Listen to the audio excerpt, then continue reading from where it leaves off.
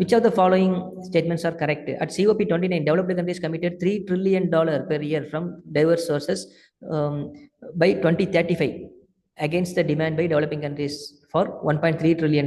COP has finalized the rules for carbon trading. Answer 2 only. First statement வந்து தப்பு. ஏன்னா கேட்டிருந்ததை விட அதிகமாகலாம் கொடுக்கல, கேட்டிருந்ததை விட ரொம்ப ரொம்ப கம்மியாக கொடுத்துருந்தாங்க. அதுதான் ப்ராப்ளமே.